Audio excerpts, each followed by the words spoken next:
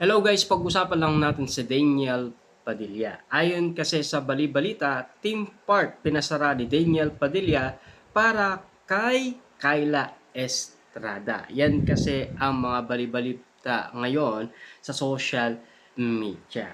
Ayon sa bali-balita, akbay moment ang nakikita nila. Grabe, public sliding together pa talaga. Ang kilig moment ang nakikita nila. Ang latest ay ang Proheba daw na napapansin ng mga fans. Ang pagpapasara daw ni Daniel Padilla ng isang team part for Kyla Estrada kasama ang pamilya. Makikita nga sa video ni Janice de Belen, ina ni Kyla Estrada, na enjoy sila sa mga rides non-stop. Wow, love can do nga naman. Ano naman ang masama? Ika nga kasi ng mga netizens. Take it from Daniel's mom, Carla Estrada. Both DJ and Kyla are already matured na daw sila. Alam na nila ang kanilang ginagawa kasi matanda na daw sila. Yan kasi ang nasasabi ng karamihan.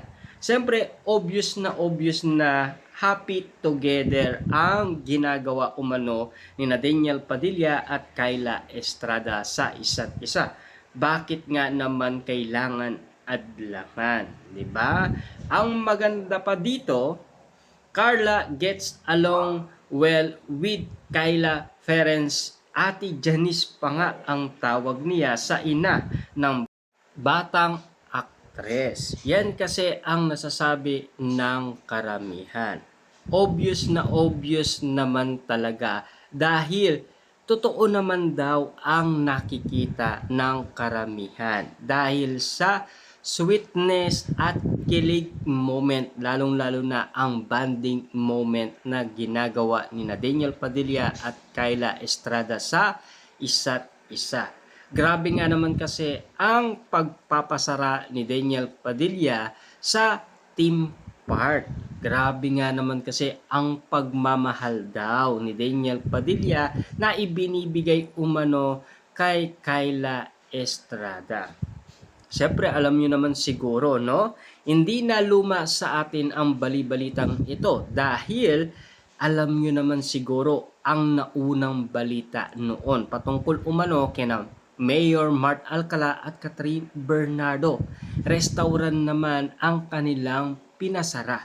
Subalit sila ay, siyempre, naiilang umano sila sa maraming tao. Ayaw nilang napapag-usapan ang kanilang relationship.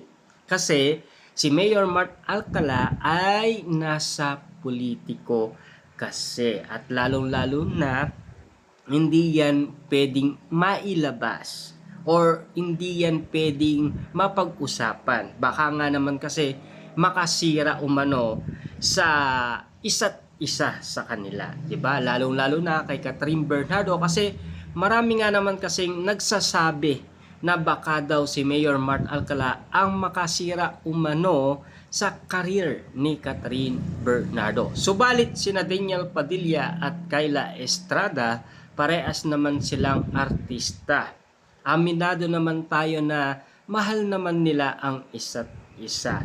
Yan kasi ang mga napapag-usapan, yan din kasi ang mga kumakalat na issue ngayon sa social media. Kilig na kilig talaga at akbay moment together talaga ang napapansin at nakikita ng karamihan kina Daniel Padilla at Kyla Estrada. Lalong-lalo na pinagmamalaki pa talaga ni Janice de Belen ang mga nangyayari na talagang masayang masaya ang bawat moment nila na ginagawa kasama si Daniel Padilla. Kitang-kita niyo naman siguro na talagang love na love talaga ni Daniel Padilla si Kyla Estrada ayon sa mga netizens at mga sausawerang kapitbahay.